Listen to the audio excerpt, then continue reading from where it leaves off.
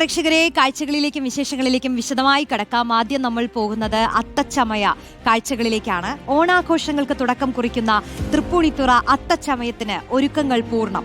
നഗരം ചുറ്റിയുള്ള ഘോഷയാത്രയിൽ 300-ൽ പരം കലാകാരന്മാർ അണിനിരക്കും. തൃപ്പൂണിത്തുറ നഗരസഭ അത്താഘോഷ കമ്മിറ്റിയുടെ നേതൃത്വത്തിൽ സംഘടിപ്പിക്കുന്ന ഘോഷയാത്ര 9 മണിക്ക് മന്ത്രി എം പി രാജേഷ് ഉദ്ഘാടനം ചെയ്യും. തൃപ്പൂണിത്തുറ ബോയ്സ് ഹൈസ്കൂൾ ഗ്രൗണ്ടിലെ അത്തം നഗറിൽ മന്ത്രി പി രാജീവ് അത്ത പതാക ഉയർത്തും. രാജനഗരിയെ നിറക്കാഴ്ചകൾ കൊണ്ട് സമ്പന്നമാക്കുന്നതായിരിക്കും അത്തം ഘോഷയാത്ര. ശ്രുതി ശരത്തും ആദരാജയനും അലി അക്ബർ ഷായും തുളസി രാധാകൃഷ്ണനും നമ്മളോടൊപ്പം ചേരുന്നു. ഒരു വിശദാംശങ്ങളുമായി നമ്മൾ വിശദാംശങ്ങളിലേക്ക് കടക്കുകയാണ്. ശ്രുതി ശരത്തിലേക്ക് പോവാം. ശ്രുതി, ഓണത്തിന്റെ ഒരു തുടക്കമാണ്. അതിൽ അത്തച്ചമയ ഘോഷയാത്ര എന്ന് പറയുമ്പോൾ തന്നെ അതൊരു വലിയ ആഘോഷത്തിന്റെയും ആചാരങ്ങളുടെയും ഒക്കെ ഭാഗമാണ്. എങ്ങനെയായിരിക്കും തുടക്കം? ക്രമീകരണങ്ങൾ എന്തൊക്കെയായി?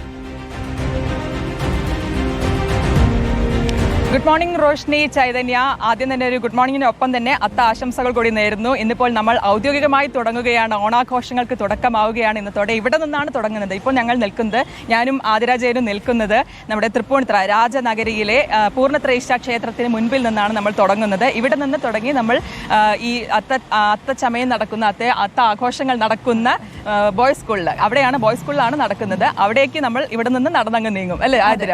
അപ്പോൾ ലായം കൂത്തമ്പലത്തിന് സമീപത്ത് നിന്നാണ് നമ്മൾ ഇവിടുന്ന് തുടങ്ങുന്നത്. നമ്മുടെ ആഘോഷങ്ങൾക്ക് അങ്ങനെ ഇവിടെ നിന്ന് തുടക്കമാവുകയാണ്. ഇത് ആദ്യമായിട്ടാണ് വരുന്നത്? ഞാൻ ആദ്യമായിട്ടാണ് തൃപ്പൂണിത്തുറയിലും അത്തച്ചമയ ഘോഷയാത്ര എന്ന് കേട്ടിട്ടും നമ്മൾ ടെലിവിഷനിൽ കണ്ടിട്ടും മാത്രമേ ഉള്ളൂ. അപ്പോൾ ആദ്യമായിട്ടാണ് അത്തച്ചമയം നേരിട്ട് കാണാൻ പോകുന്നത്. നമ്മളെ സംബന്ധിച്ച് മലയാളിക്ക് ഓണം അടുത്തു കഴിഞ്ഞു. ചിങ്ങം പിറന്ന് അത്തമായി കഴിഞ്ഞു. അത്തത്തോടെ ഓണാഘോഷത്തിന് തുടക്കമായിരിക്കുകയാണ്. ശ്രുതി, ഇനി തൊട്ട് അങ്ങോട്ട് പൊന്നോണത്തിന്റെ നാളുകളാണ്.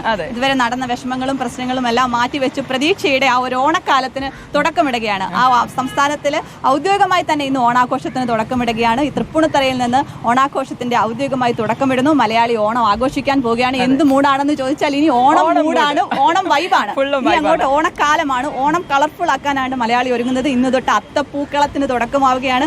പൂക്കളമിടലോടുകൂടിയാണ് മലയാളിയെ സംബന്ധിച്ച് ഓണം എന്ന് പറയുന്നത്, അല്ലെ? വിവിധ തരത്തില് പൂക്കളങ്ങൾ 10 ദിവസം തീർത്തുകൊണ്ട് ആ തിരുവോണ നാളിനെ, മാവേലിയെ വരവേൽക്കാനായിട്ട് മലയാളി ഒരുങ്ങുന്നതിന്റെ തുടക്കമാണെന്ന്. ഇനി അങ്ങോട്ട് പൊന്നോണക്കാലമാണല്ലേ ശ്രുതി? ഇപ്പോ ഇവര് ചോദിച്ചത് എങ്ങനെയായിരുന്നു, ഈ അത്തച്ചമയ ആഘോഷങ്ങളൊക്കെ ഏത് രീതിയിലായിരിക്കും ഇത്തവണ എന്നുള്ളത്? കഴിഞ്ഞ ഓരോ തവണയും ഇപ്പൊ നമുക്കറിയാം, കോവിഡിന് ശേഷം ഉണ്ടായിട്ടുള്ളതാണെങ്കിൽ, കോവിഡിന് മുൻപും ശേഷവും ഒന്ന് നമ്മൾ എടുത്തു കഴിഞ്ഞാൽ പോലും അതിന് ഒരു മാറ്റവും കുറഞ്ഞിട്ടില്ല എന്നുള്ളതാണ് കഴിഞ്ഞ വർഷങ്ങളിലേക്ക് അനുഭവം ഉണ്ടത്. ഇപ്പൊ നമുക്ക് റിപ്പോർട്ടർ റീലോഞ്ച് ശേഷമുള്ള 3 അത്തച്ചമയ ആഘോഷവും റിപ്പോർട്ട് ചെയ്യാനുള്ള ഭാഗ്യം കിട്ടിയിട്ടുണ്ട്. അപ്പോൾ ആ സമയത്തൊക്കെ വന്നൊക്കെ കൃത്യമായിട്ട് പറഞ്ഞു കഴിഞ്ഞാൽ എല്ലാറ്റിനും ഓരോ വർഷവും അതിനനുസരിച്ച് അതിന്റെ ആഘോഷം പൊലിമയും കൂടിക്കൊണ്ടിരിക്കുകയാണ്. ഓരോ ചമയങ്ങളൊക്കെ കാണണം, നമ്മൾ കണ്ടു തന്നെ അത് അറിയണം എന്നുള്ളതാണ്. നേരിട്ട് കണ്ടു തന്നെ അറിയണം. അത്രയും രസകരമായിട്ടാണ്. മലയാളിക്ക് എങ്ങനെയാണ്, നമ്മൾ എത്ര പ്രതിസന്ധി വന്നാലും, എത്ര കാറും കോളും വന്നാലും, ആ കർക്കിടകം മാറി ചിങ്ങം വരുമ്പോൾ തന്നെ നമുക്ക് പ്രതീക്ഷയും പ്രത്യാശയുമാണ്. പിന്നെ എന്തൊക്കെ സംഭവിച്ചാലും ഓണം കളറാക്കുക എന്നുള്ളത് മലയാളിയെ സംബന്ധിച്ച് മാറ്റാൻ പറ്റില്ല. ഓണം എങ്ങനെ അടിച്ചു പൊളിക്കാം, എങ്ങനെ ഓണം മൂഡ് ക്രിയേറ്റ് ചെയ്യാം, എങ്ങനെ ഓണം കളർഫുൾ ആക്കാം എന്ന് തന്നെയായിരിക്കും ഓരോരുത്തരും ആലോചിച്ചുകൊണ്ടിരിക്കുക. അപ്പോൾ ഇന്ന് എന്തായാലും അത്തം തുടങ്ങിക്കഴിഞ്ഞു. എല്ലാ വീടുകളിലും പൂക്കളം ഒരുങ്ങിക്കഴിഞ്ഞു. പൂക്കളം ഇടുന്ന ദിവസമാണ്. ഇന്ന് തൊട്ട് മാവേലിയെ വരവേൽക്കാനായിട്ട് പൂക്കളമിട്ട് ആ ഓണത്തിലേക്കുള്ള ഒരു മുന്നോട്ട് 10 ദിവസം കൂടി കഴിഞ്ഞാൽ തിരുവോണമാണ്. തൃപ്പൂണിത്തുറയിലാണെങ്കിൽ ഇന്ന് അത്തം ഘോഷയാത്ര. ഈ നഗരം ഇന്ന് വർണ്ണാഭമായി മാറുന്ന ഒരു കാഴ്ചയ്ക്കാണ് മണിക്കൂറുകൾ കഴിഞ്ഞ് കാണാൻ പോകുന്നത്. നമുക്ക് കാഴ്ചകൾ കാണിച്ചു തുടങ്ങാൻ കഴിയുമെന്നുള്ളതാണ്. ശ്രുതി ഇവിടെ നേരത്തെ വന്നിട്ടുണ്ടല്ലോ. അപ്പൊ എന്തായിരിക്കും ഇവിടെ നടക്കാൻ പോകുന്നത്? എങ്ങനെയായിരിക്കും തൃപ്പൂണിത്തുറ ഇനി അങ്ങോട്ട് മാറാൻ പോകുന്നത്? തൃപ്പൂണിത്തുറ ജനസാഗരം, അതായത് ഒരു കടൽ തന്നെ നമുക്ക് ഇവിടെ കാണാം എന്നുള്ളതാണ്. കടൽ കാണുന്നതിനൊപ്പം തന്നെ കളർഫുൾ ആയിട്ടുള്ള കടൽ കാണാം എന്നുള്ളതാണ്. കാരണം ഇനിയിപ്പോ അവിടെ നമ്മൾ ചെല്ലുന്നത് നേരെ ബോയ്സ് സ്കൂളിലേക്കാണ്.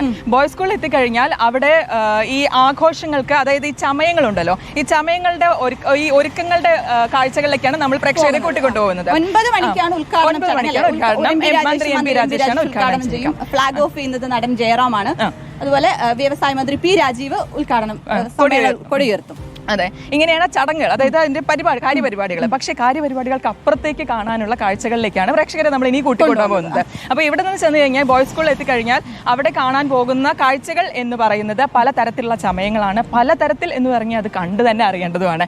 ഈ വേഷങ്ങൾ പല പഴയ കലാരൂപങ്ങൾ, പല രീതിയിലുള്ള പുതിയ വേഷങ്ങൾ, അതായത് കാലത്തിനൊപ്പം സഞ്ചരിച്ചുകൊണ്ട് അതിനനുസരിച്ചുള്ള മാറ്റങ്ങൾക്കനുസരിച്ചുള്ള നിശ്ചല ദൃശ്യങ്ങളായാലും വ്യത്യസ്ത രൂപമായിട്ടുള്ള കലാരൂപങ്ങൾ രൂപങ്ങളൊക്കെ അത് നമ്മുടെ അത് ഇപ്പൊ ഇവിടെ വന്നു കഴിഞ്ഞാന്ന് പറഞ്ഞാൽ നമ്മുടെ കേരളത്തിന്റെ ഒരുവിധം എല്ലാ ഒരുവിധമല്ല കേരളത്തിന്റെ മൊത്തത്തിലുള്ള പല രൂപങ്ങളും നമുക്കിടെ കലാരൂപങ്ങളും നമുക്കിടെ കാണാൻ കഴിയും. ചരിത്രത്തിലേക്കുള്ള ഒരു തിരിച്ചുപോക്ക് കൂടിയാണ് ഈ അത്തച്ചമയ ഘോഷയാത്ര എന്ന് പറയാം അല്ലേ?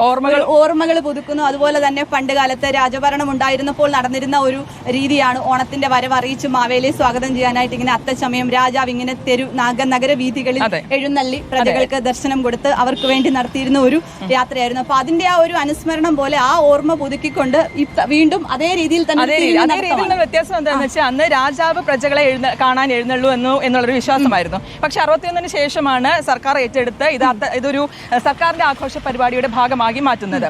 അപ്പോൾ മുതൽ എന്താ വെച്ചാൽ രാജാവ് കാണാൻ വരുന്നു എന്നുള്ളതല്ല, ഇത് മൊത്തം ഒരു ജാതി മത ഭേദമന്യേ എല്ലാവരും ആഘോഷിക്കാൻ അതെ അങ്ങനെ ഒരു മാറ്റങ്ങളിലേക്ക് കൂടി വന്നു.